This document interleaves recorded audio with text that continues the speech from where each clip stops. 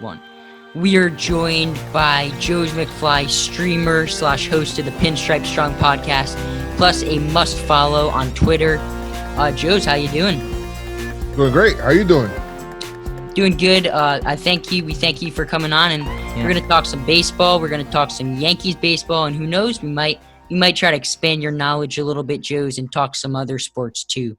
All right, bet. So, just to start, like, what was your reaction from the World Series, like, especially with the move that Kevin Cash did with Blake Snell? It is just something that, and by the way, thanks for having me on, and I appreciate you and your support and all that stuff. I know you always leave us voicemails, and we love them, bro. We love them all the time, Jack. So it's we always appreciate that. I see you with the "We Out of Here" shirt. So. Yes, sir. So, but yeah, I mean, with the World Series, and I haven't even talked about the World Series because even in the podcast we kind of skipped all that. We just went straight into off season, how we feel about everything, whatever it is. But with what happened in Kevin Cash and the decision that he made, it just kind of made me feel like, that's just where it's at right now in baseball, man. And it makes you feel like teams are okay with losing as long as they lose that way. Yeah. With the analytics, even though everybody in the world knew that he was wrong with taking out Blake Snell. Nobody could hit him that night. And you kind of gave the Dodgers this breath of fresh air, like, they took him out. Okay, all right, good, we got a chance. It just sucks that that's kind of like the way baseball is going. I mean, hopefully, and maybe the Yankees see this, and with what happened in Game 2, and even other teams too. They kind of fall into this analytical thing where they kind of want to do that 100%, but hopefully they look at it and they say, you know what, we need to do more balance than anything else, and kind of also not worry about just kind of running with that script 100%. Yeah, exactly. And I mean, I just don't understand it. Like, even if you have all the analytics on your side, which right. I'm sure there are even analytics that defended that move, I'm sure, but even if you have all the analytics on that side, on your side, it doesn't make sense. If you have a guy rolling like Snell was, and the Rays bullpen all throughout the year has been great, but during the postseason, I'm not feeling as good with that bullpen. I'm feeling very shaky with the bullpen, and when you have a guy who's rolling like Snell and you take him out, like you said, that just gives hope to a Dodgers team that basically had no hope. They could not figure him out, and then you take him out of the game. Yeah, they couldn't touch him. It's weird to me because it's like, it just feels like it's winning is not enough. I want to win our way kind of thing. And it's just like, right, bro, like, just win the game, man. Like, what are we doing here? I feel bad for Blake Snell. I mean, you could tell how pissed he was. I mean, especially he's a former Cy Young winner. I think he deserves the right to stay out past the 5th inning in a World Series do or die game. And my God. Yeah. And this doesn't necessarily have to do with the Blake Snell move, but just analytics in general. This may have been because there have been no off days in the postseason, but I just felt like teams were punting on postseason games when they were down like 1 or 2 runs in like the 7th inning, and they were thinking, oh, well, let me save my good bullpen for tomorrow. And it's just it rubs me the wrong way. I feel like, especially in the playoffs, you play to win, and I just feel like I understand this is what the numbers are telling you what to do. And I also understand, like, if Aaron Boone goes with his gut and is wrong, I mean, that puts him in a very bad position. Yeah. I feel like sometimes he's just got to risk it, man. And this isn't just Aaron Boone. This is just managers in general. Because, I mean, Aaron Boone's a baseball guy. He's been around baseball his entire life. He knew that starting J-Happ or bringing in J-Happ was a bad decision, kind of transitioning over to the Game 2. Yeah. And I just feel like he knew that, and he did it anyway because Brian Cashman told him to. And I think at some point, they just got to trust Boone with those sort of decisions. All right, just go with it, man. Just go with your gut. Like, you're a baseball guy. You've been in baseball your whole life. You know what it is. And that's one of the things I used to really like about Joe Girardi. And I hate to go back and say, oh, well, Joe, whatever. But when it came to, during the season, it'll be annoying the way that he would manage. But once you get into the playoffs, I feel like he starts to manage a certain way, like the way he used to manage the bullpen, and I remember the way that he managed that wild card game, and it was just like, all right, we need this. Boom! After Didi hit that home run, it was just like, I'm talking about 2017. After Didi hit that home run, it was just like, all right, I'm gonna close out this game. He brings out his guys at the right time, and they got to do the job too, of course. But it just feels like he used his gut a little bit more, and I don't know. The GMs want to get away from those kind of managers, except unless you're the White Sox, which hired. Oh yeah, I don't know what that's about. That's none of my business. But yeah, I mean, that guy. Yeah, I mean, as like as a North Sider, like looking at that, I'm like, what? I mean, I just don't get that. I mean, it's just so you have weird. such a young team. Yeah, exactly. A young, exciting team, and you bring in yesterday's news. Yeah, I mean, not even about his baseball managing. I mean, let's just see if he can make the walk to the mound first to take a pitcher out of the game. I mean, I just think he's like, what? He's 76. 76. 76. I don't he manage in this. Didn't he manage in the 70s? I think he did. I'm like, yeah I think he did. Yeah. Managed White Sox, yeah. I think it was like 76 or something. Yeah, but I mean, I don't really get it. I mean, there are a lot of good managers I think you can get. There are a lot of good, bright, young baseball minds. And with a team exciting like that, a team up and coming like that, like I said, why bring in something from the past, someone that's kind of already – I mean, he's already in the Hall of Fame. Like, I mean, why do that? Like, yeah, that's crazy that he's in the Hall of Fame. And, Joez, you brought up earlier a bit about the 17 team with Didi in that home run. Yeah, and I just feel like with the Yankees, in 17, you had Didi, you had Torreyes, you had Frazier, you had the whole thumbs down thing. And I just feel like this team this year was very corporate. They didn't have the same energy that they did in 17. And I feel like a lot of that was just a crazy year. But also, I just feel like I miss 17, and I feel like we might need to bring in like a veteran guy a good clubhouse guy that can give the team that energy that they had in 17 and even 18. I mean, and I know this year they had the whole bang the elbow thing, but it wasn't the same as the thumb down thing or the dugout interviews they used to do with Toe. And I just feel like they were lacking like energy, I feel like it's different because it's one, there's no fans, so I think a lot of the fans, they feed baseball players, any sport really, they feed into the fans a lot. Well, especially the Yankees, right? Yeah, it's that, and then it's only 60 games. So while let's just say in 17, it took even toward the end of the season, that's where they got the thumbs down thing. Sometimes it takes a whole 162 for you to figure out certain things and your identity as a team and all of that stuff. So. I mean, in 60 games, it's kind of difficult to do that. They did have that thing where they were hitting their elbow. I don't know what that's about. I think they had last year, they had like the 4. They were doing 4, whatever that is. I don't know what that was about. Those are like in clubhouse things. But I agree that I feel like they need to with the team itself, they do need to kind of shake up the energy a bit. They need to change some things going forward. It does feel like every year that like the window's closing a little bit because the team is going to start getting more and more expensive, Yeah. You're talking back in 2017, you're talking a young Aaron Judge. He's, rookie of the year, all of these things. What are awesome. And now he's basically a year away from starting to make, from free agent contract. Yeah. And now what?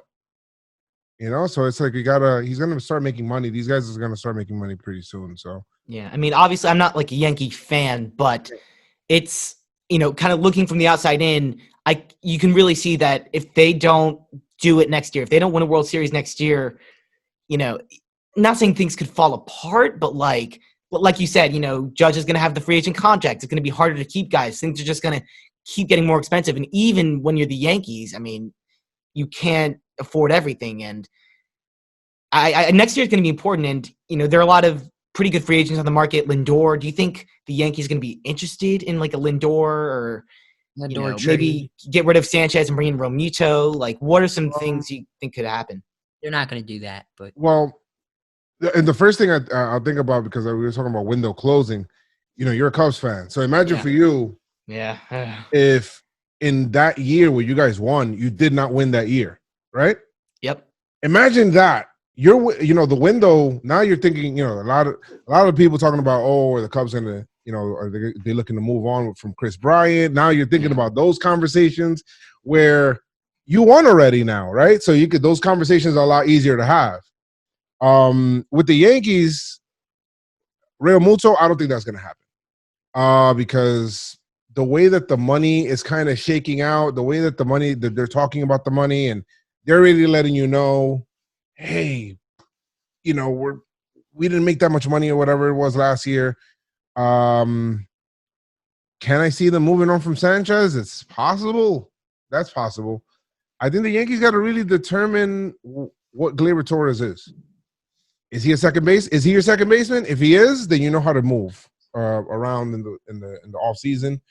If he's your shortstop, then you gotta, because defensively it doesn't look like, he's looking like a train wreck out there, bro. So I think you'll know how to maneuver the offseason after you decide on what how the Yankees view Gleyber Torres, whether he's a shortstop or a second baseman. I think he's a second baseman. But yeah, okay. I was going to ask. I agree with that. I think Brian Cashman is going to have some tough decisions coming up in the next couple of years. Whether you pay Aaron Judge. I mean, by the time Aaron Judge hits free agency, he's going to be in his 30s.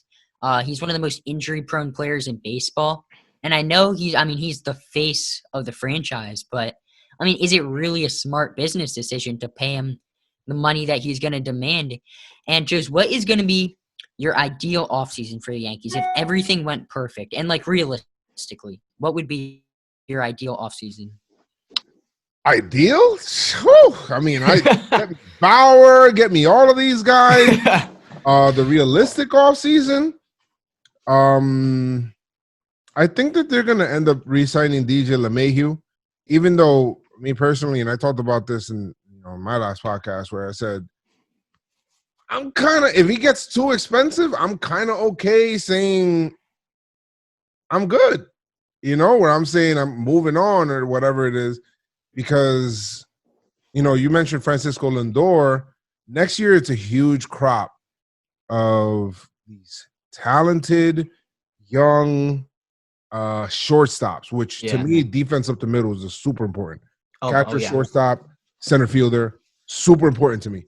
So if you can, I mean, who you got next year? Baez, you have Correa, you have Lindor, and it's Lindor and Story, I think, is this year. Story, that's next year. Next year.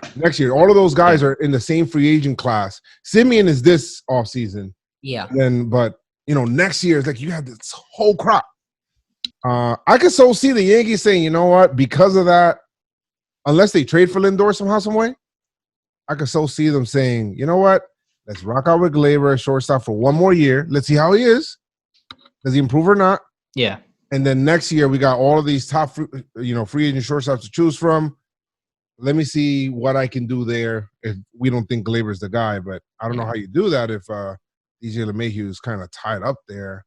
I mean, talking about Gleyber Torres is always a little bit of a rough spot for me as a Cubs fan, I'll say. I mean... Well, you won! We won. I mean, it is. We won, but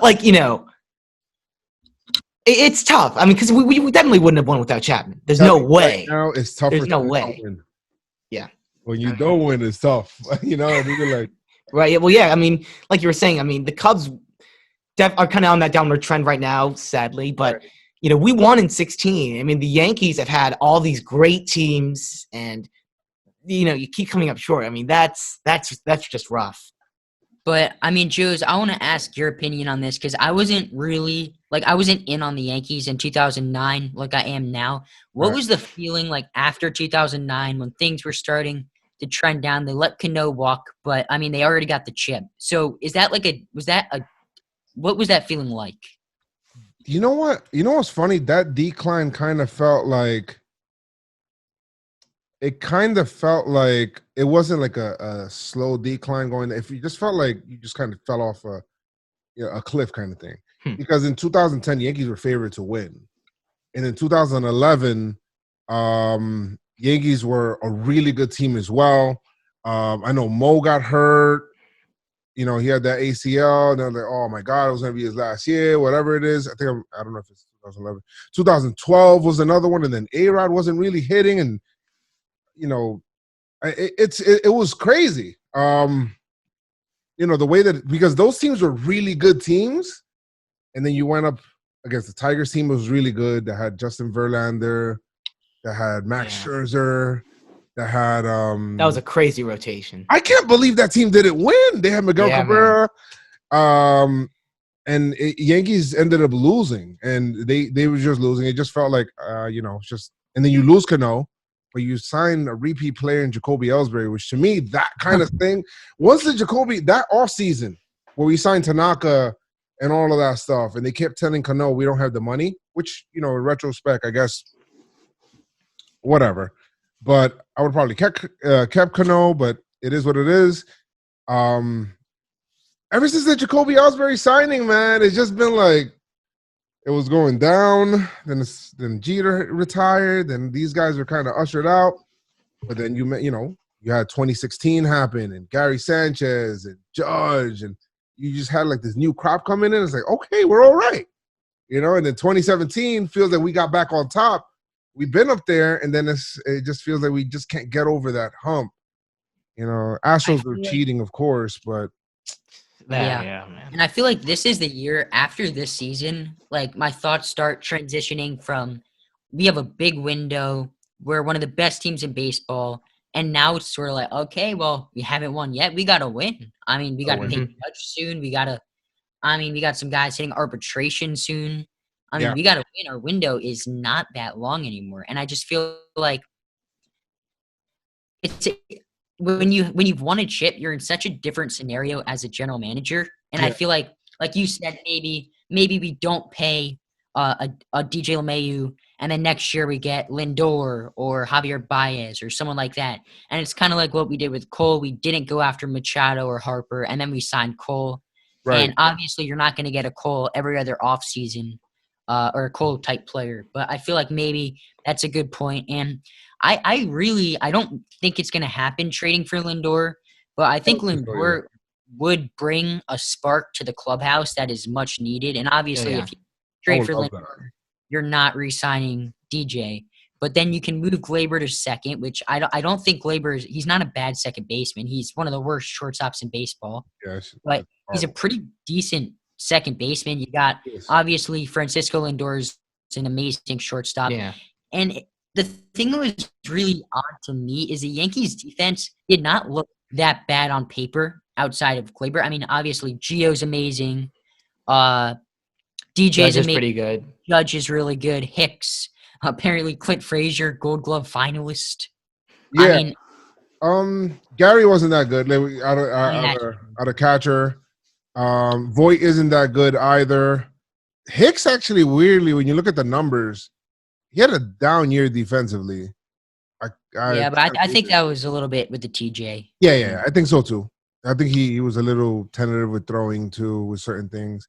And then Judge wasn't even out there long enough for me to say that he had a good year defensively. But yeah, Clint was amazing to me. But I think that the Yankees do need to improve their defense. There's so many. It's so important for you to, like, how many times did you watch a game? The Yankees did not turn a double play, and it's just like, yo, why are we so slow on turning these double plays, man? And I mean, it's frustrating. And, you know, as a Cubs fan, you know, like, our offense this year was complete garbage. It was like, it was supposed to be what was coming into the season, the bright spot of our team was not good. And what really saved us was, of course, our pitching, but we had a great defensive team. Man. You Darvish. I was surprised. Yeah, me too. I mean, that after that huge contract, and then he's like, oh God, he's not going to return to his old self. And then boom, 2020, and he's just an absolute monster. But defensively too, we got awarded like the team Gold Glove new award thing for the NL, and like those things mattered. I mean, without some key defensive plays, Hayward's great. You know, Baez, of course, is amazing. Rizzo's an incredible Gold Glove first baseman. Without some of those plays, we probably lose that division. We probably lose a few more games, and we probably don't win the NL Central. And, you know, like you were saying, the defense is so important, and that's why, for the Yankees, Gleyber Torres at shortstop, like, it's scary, especially up the middle. Up the middle, shortstop, second base, especially shortstop, you need great defenders, and Gleyber Torres offensively obviously speaks for himself, but like they're at some point going to need a shortstop, a defensive shortstop. He wasn't even always like that either. When the Yankees got him from the Cubs, he was trending to be a shortstop, and he looked good as a shortstop kind of thing. Yeah. It's just that he started, I don't know if it was because of the allure of the home runs, and that's possible, and that's another thing, another conversation I guess you could have, but it felt like he started building his lower body a lot more, and he got super, like, extra thick in his lower body, which made him lose some flexibility. Yeah. He didn't do that maybe as a second baseman, because I know Cano did it, but as a shortstop, you don't really see too many shortstops like that with super bulk in their lower bodies that. You just lose flexibility there, man. Yeah, you don't have as much range. I mean, you just can't really move, as well with, and obviously it helps for the home runs and everything. But if you're trying to be a shortstop, like, I'd sacrifice some of those home runs to make some of those plays, which could save some games. Yeah. Yeah, and I just feel like, especially you mentioned how you don't think like there aren't many shortstops that are built like that. Mm-hmm. I mean, I think maybe that could lead to some of the injuries just because he's so muscular. And it's just like, I mean, the Yankees got to prepare for injuries this year because it should not come as a surprise. We've had back-to-back years with a plethora of injuries, and it's just at the point where, I mean, and it all starts with Judge. He's your star player, and he's one of the most injury-prone players in baseball. And I remember at the beginning of this year, a certain person on Yankees Twitter who shall remain nameless came out with the whole Judge or trade Judge campaign. And I was like, okay, well, that's bullshit. And now, like, I still obviously don't want to trade Judge, but you got to give it, like you can't just immediately dismiss it. Because when you look at his timing and when he's going to hit free agency, it's going to be in his 30s, very injury prone. I don't think you should give him a big contract. Where things start to get real murky is, what if next year he puts it all together, and next year he hits, I don't know, he has these godlike Aaron Judge years, which he could have, and he's healthy, he plays 150 games, and he has and then next year's his contract, and now you got to pay him. He's going to be 30 years old, and you got stuff invested in him and Judge Shavers and stuff like that. What are you going to do? Are you going to give him this contract? How long is it going to be? Like, those are things you got to take a look into.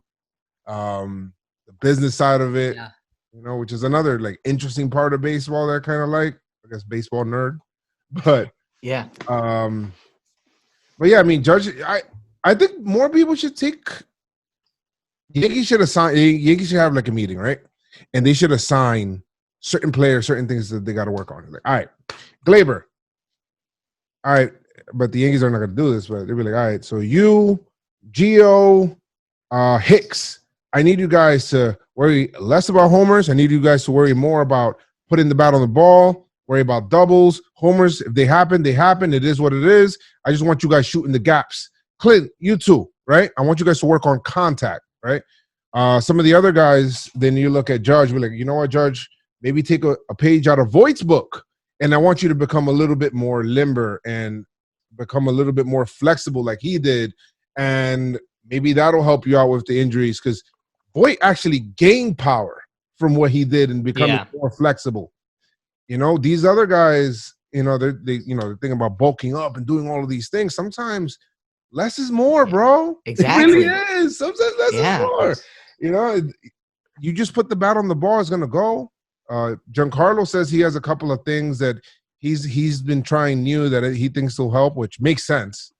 Which are in between innings, since he's so used to being an outfielder, maybe jogging down the line or whatever to keep his body fresh in between at bats as a DH. He's not used to being a DH kind of thing. So maybe those things will work. But and you talk about how, like, flexibility and stuff contributes just as much to power as, bulking up and, getting big and all that. And that's so true. And like you're saying, the trend is for guys, I want to hit more home runs. I'm going to bulk up. And maybe it's going to be a thing where you see a guy like Luke Voigt who kind of does that thing. He gets more flexible and he leads the league in home runs.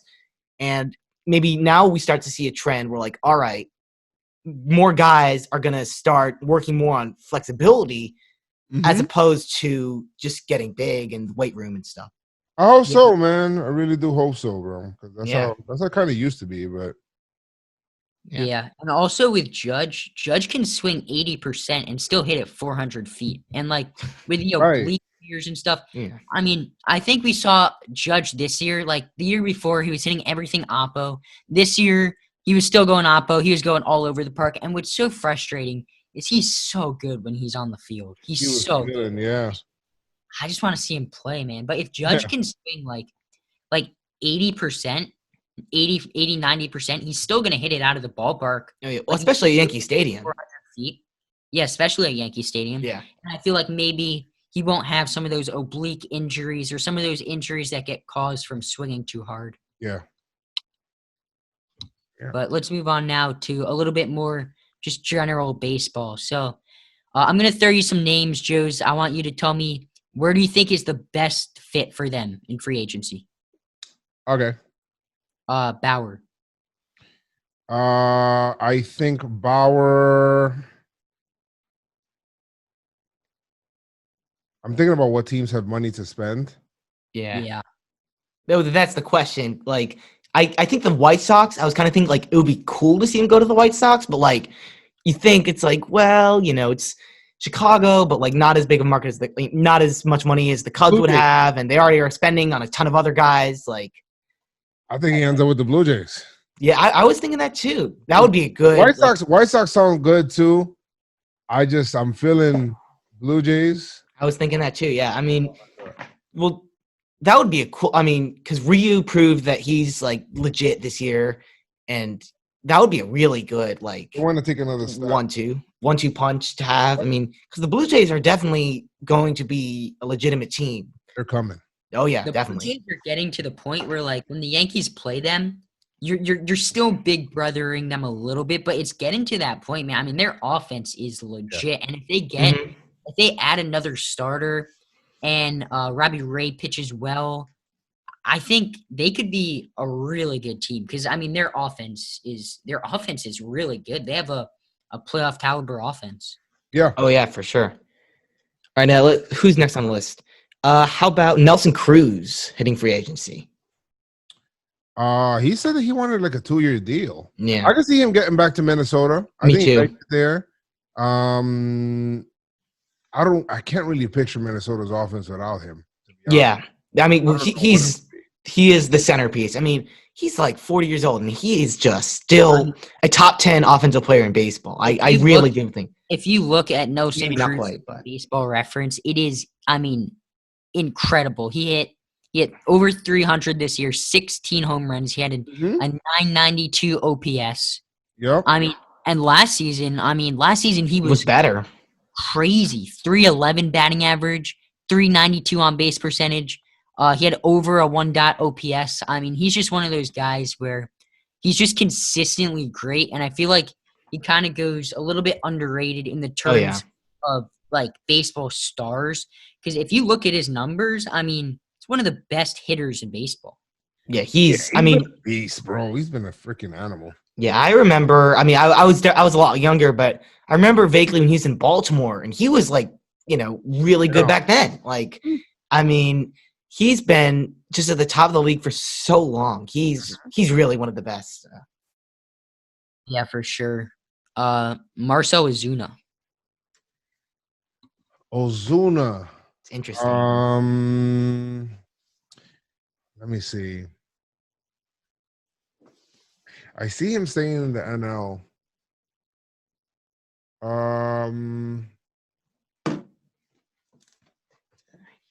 Braves? Yeah. I mean, that would write down. That would make sense. Yeah, I've heard a lot of Nats. We live in like the DC metro area, and I've heard a lot of Nats fans saying they'd like him. Nationals is a good one interesting. too. Yeah, I mean, because that would be one of the best outfield. Like that would be a great outfield if they got Ozuna. Crazy. I mean, Soto. Ozuna is. I mean, I love him, and he had like an amazing year. He's a little bit scary. I mean, I don't know if I could rely on him just because, they signed him to this 1-year deal, and he absolutely performed. But I think there's also a chance that if another team signs him, even if he re-signs, he could drop right back off to – because, like, when the Cardinals signed him, like, he wasn't really that great. And then the Braves get this 1-year deal, and they, he was amazing with the Marlins. I mean, that Marlins outfield, man. Ozuna, Yelich, and Stanton. Oh, my God. That's one of the biggest tragedies in baseball, for real. I mean, I can't believe that. Yeah, I can't believe they punted that team. But well, it's what it is. I think you'll see some good amount of trades too in this. I'm thinking about because it's weird to be a free agent this year, man. Because the money. There's going to be people looking for money, and I don't know if money's going to be there the way that people want it to. Well, because it's 60 games. Like, you can't really, like – right. You're just kind of hot over, 50 to 60 game stretch. Can you actually do that for 162? Like, yeah, it's definitely more of a gamble to pay someone this year. I mean, I think guys like Trevor Bauer are, like, they're going to get paid, Yeah. But it's a little harder to jump in there with a Marcell Ozuna type guy just because, like, you had one good year, but it's like 60 games, and before you were kind of not as good as you were supposed to be. It's definitely a risk, and So I'll have another list, some guys that might get traded, and Lindor we already talked about. Do we think he's going to get traded? I absolutely think he's going to get traded. There's no way the Indians are going to be able to re-sign him. Yeah, I mean And Lindor, I mean, he's obviously incredibly talented, but what he brings to a clubhouse, because you were talking about the Yankees earlier, how there wasn't as much of a spark this year, and Lindor is a guy who I feel like could bring a spark like that. Like, he's just – bro, I would love him. I mean, they call him like Mr. Smile or whatever, or for a reason. Like, he brings energy into a clubhouse. I mean, I remember watching during the World Series, Cubs Indians 4 years ago, and you could just tell. You watch him, and he brings so much. Exactly, yeah. He's one of the best players in baseball. He's just one of those guys where you look at him and he's just an absolute stud. Yeah, he is. Yeah. Now I want to see what you guys think about this player, and very close, near and dear to my heart, Chris Bryant. Do you guys think, from the outside looking in, that he's going to get traded? I'm hoping not, because I love the guy, but he did have an off year. He was injured. Do you guys think he'll get traded? I feel like people in rumors been trying to trade him for a while. Yes. I can see him getting traded. I don't know what's the direction that the Cubs are trying to go right now, because it's kind of weird. It is. Because you have a contract. You have contracts like Yu Darvish, Jason Hayward, and you got those contracts, right? Yeah. Yep. Are you trying to win now? I feel like they're like in the middle kind of. You don't want to be in the middle, bro, because there's really nothing. When you're one of those middle teams, you're not really doing anything. Yeah. Yeah, you're not really doing anything, bro. It's kind of like an NBA too. It's the same thing. Like, you want to be a middle team. You want to be a team that's either at the top or at the bottom and getting prospects. Yeah, a clear rebuilding process. Yeah. So what are they going to do? I don't know. I think what's going to happen is I think you have 2021, and that's going to be kind of, I think, the last stand for the team from 2016. All those guys, the Baez, Contreras, because Baez contract's going to end. Contreras' contract's going to end. Bryant, I think they'll resign him maybe to a 1-year deal, because he wasn't that great. And for Bryant, I still have confidence because he was just dealing with injuries. He only played 32 games. Right. I'm not super concerned about him as a player. Mm-hmm. And I'm just more concerned about the team in general, because a lot of guys are underperforming. And next year, if next year doesn't work out, we're definitely going to go to that clear rebuilding process. And I feel like that's why the Cubs, they're going to need to make a big move this free agency, because really, since we got Yu Darvish, we haven't done a lot of huge moves. We got Craig Kimbrell midseason, last year, 2019. And besides that, they haven't really been very active. And this offseason is going to have to be different. They're going to have to make some big moves, I think, try to contend next year. And if that doesn't work out, then you start selling and getting prospects and starting over. Yeah, the Cubs could be a team that I see at the deadline trading. I mean, maybe a guy like Javier Baez, Chris Bryant, a half-year rental if he has a good first half. I mean, because they do have talent. They have a lot of pieces. They do, and that's what I was going to say too. Is I don't think he's going to get traded this offseason, but I do think that if the Cubs aren't doing as well as they want to midseason next year, then he's going to go. They're going to ship him off the deadline, which saddens me. I love the guy. It's kind of like you're Aaron Judge. If you like, he's kind of the staple of the franchise, and he hasn't been quite as good. I mean, he was. Since 2016, he hasn't been MVP form, but he's been very good, and it would be sad to see him go. But I think if you're getting prospects and you're going to be good again in a few years, if that's the case, then it's well worth it. It is, and I know he's one of those players, or you were dreaming on, because when you got some of these guys, and I'm sure the Nationals fans felt this way too. With Bryce Harper. Sometimes you're seeing some of these kids as they're coming up, and you're dreaming. You spent a lot of time dreaming on some of these kids, right? Oh man, you put a lot of energy into them, right. And then when it gets time, like you have to ship them off, or something has to happen. It's tough. It's like it's like raising a kid. And obviously, I wouldn't know, but like I can imagine, it's like, oh my god, no, I don't want you to go. Right. But I mean, yeah, the Cubs are going to be tough. I mean, if we contend next year, I'll be happy. But after 2021, there's no way we're going to be able to keep Bryant, Baez, Contreras, Rizzo. Like, it's just not going to happen. I mean, some of those guys are going to have to go. I think Rizzo will stay because he really is like the staple there. But all those other guys are wild cards he's to go. He's definitely a Cub, bro. Oh my God, yeah, he means more to the city of Chicago, I think, than any of the other guys. I mean, by far, because he was really the only one there when they were bad. Personally, I love Rizzo, man. Him and Freddie Freeman, I love those guys, man. Yeah. Oh man. I feel like they have the bat that I love at first base, like that traditional, like kind of lefty bat that puts the bat on the ball and gets clutch. Like, yes, I love those guys, man. And Rizzo's story too is it's amazing. Yeah, I mean, he had cancer, and right. Yeah, I mean, the at-bats he takes, too. He takes, with 2 strikes, better at-bats than anyone else in the league. I mean, you can just – a lot of guys, like, their approach definitely changes, but you don't really see it. Rizzo, you can see, like, it changes when he has 2 strikes, and he's pretty successful with 2 strikes as well. So it's really cool to see. Let's see, another trade candidate. We already talked about him a little bit. Trevor Story. Do you think Trevor Story is going to get traded? He's going to be a free agent next offseason. But do we think he's going to get traded? I don't. Unless the Rockies want to shed salary, I don't see them trading Trevor Story. I don't see them trading Trevor Story.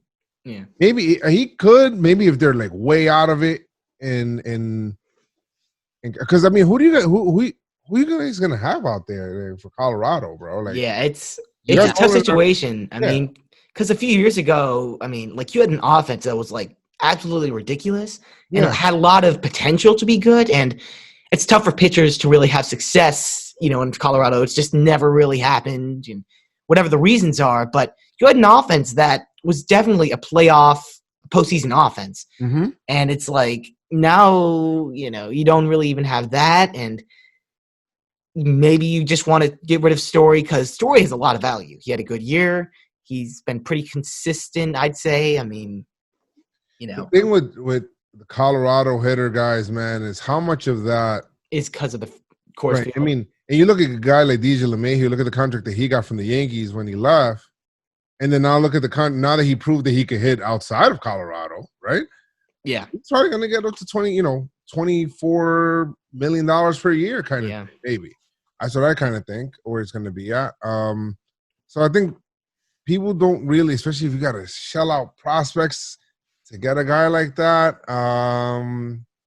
You just don't want to see a guy like that struggle if you trade for him. Yeah. So. Do you think the Rockies are wanting to trade him if other teams are willing to give up prospects?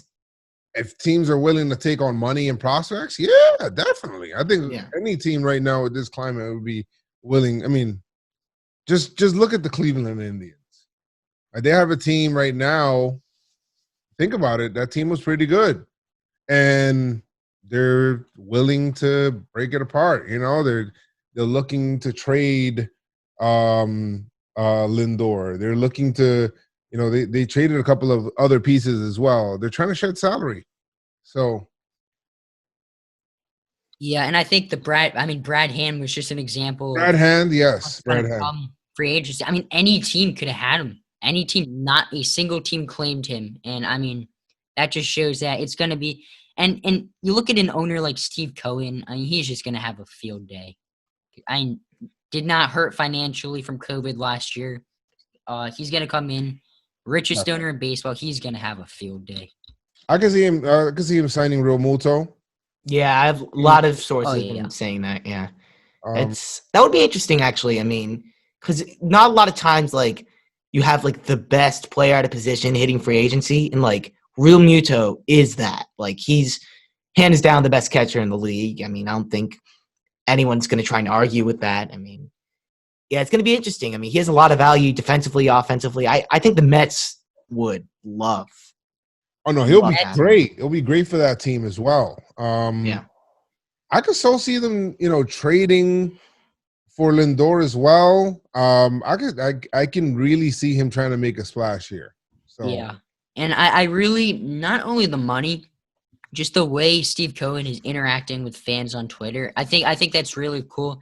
And you know, I don't mind. Like, I like the Mets to be good. I like it when both New York teams are good, because it hasn't really happened in my lifetime where they were. It's crazy though. It's a lot of trash talking, bro. Two of the best teams in baseball, and I think. Yeah, and I think Steve Cohen could. He's gonna be he's gonna be a good owner. You can just tell, and like I said, not only the money, but also just the way he's interacting with fans on Twitter, and also I think Sandy Alderson. That's a good move. Yeah, because he knows how to run a team, and now he's not gonna have the constraints of purse strings and all of that stuff. This guy's like, all right, let's get things moving. So yeah. All right, let's see. I have another trade candidate, Starling Marte. He's been around like this last year. He was in Pittsburgh and then Arizona, and Arizona shipped him off pretty quick to Miami. Do you think the Marlins would want to trade him? Like, I don't think they would. I mean, he was having a nice year. Like, if I was the Marlins, I'd be like, you know what? I don't really think it's worth it. I think they're getting him on a cheap though. Like, with the way that his contract kind of works, like, he's not that expensive. Yeah, they could trade him, but I believe that he was only like, I think last year with the way that the trade worked out, like from me remembering, if the Yankees would have traded for him, I think it would have been like $3 or $4 million. Like, it's not that much for a guy like him and his caliber. So I would definitely keep that. What's going on here? So I don't really. Jack, what do you think? Yeah, I think he's a guy. The Marlins, I don't think they're going to be a playoff team next year. I think this year is 60-game season, expanded playoffs.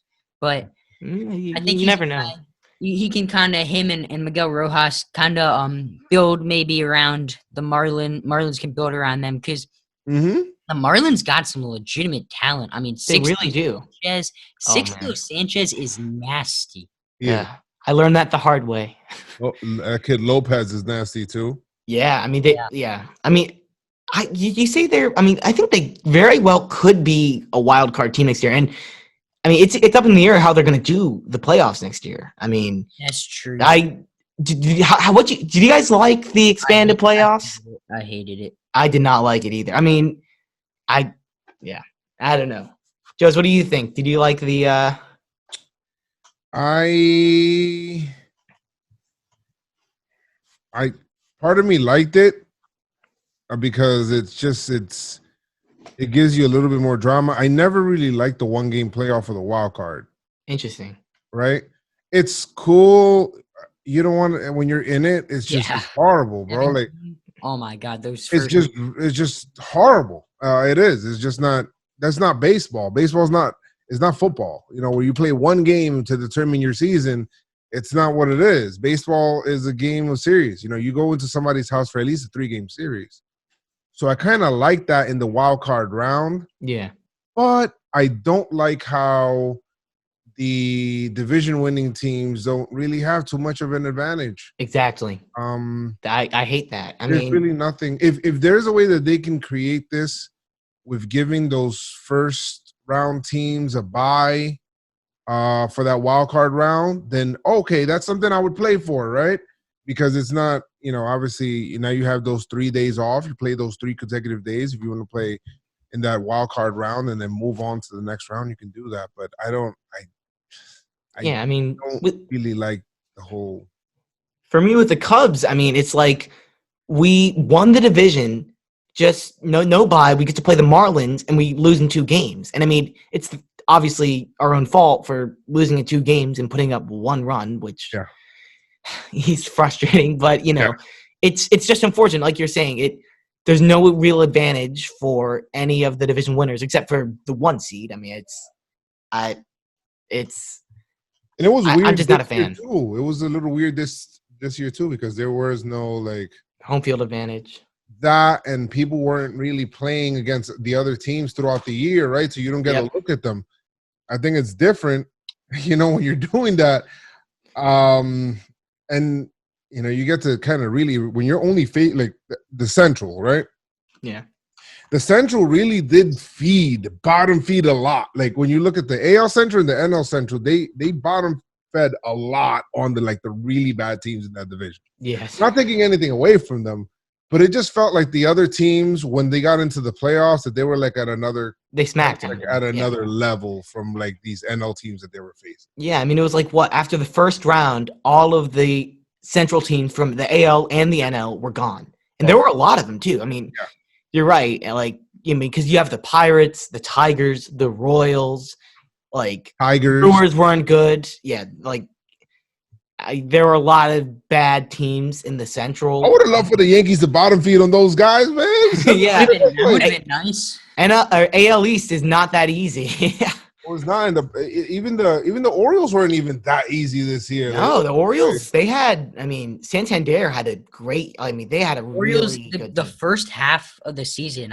They were a really good team. They almost made the playoffs. There's a little chance where I was getting a little bit of a short period of time right before the playoffs started, where I was getting a little bit nervous for the Orioles to take our spot at the 8 seed.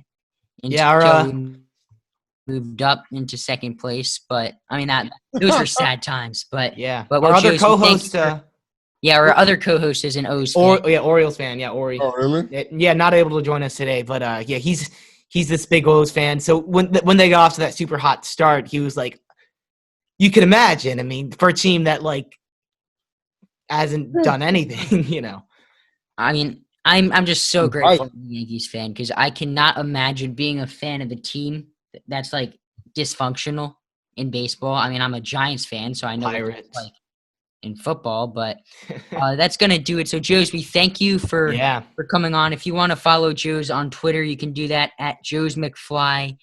Search up Pinstripe Strong on Apple Podcast if you want to check it out. It is my favorite Yankee podcast, and that is saying a lot because I listen to a lot of them. Yeah, thank you so much for coming on. I'm not a Yankee fan, so I don't listen to the podcast too much, but I listen to some episodes and I really love what you do. Super fun to have you on and just talk some baseball. Love doing it, and thank you so much. I appreciate you guys and for having me on, and I really do appreciate it. And what I will say is, we don't really keep things too serious anyway, right? So we talk about everything, really. We don't really just during the off season, especially, we talk mostly all of baseball. Yeah. Not only. I'll listen. Definitely. So some good stuff. But thank you guys for having me on here, bro.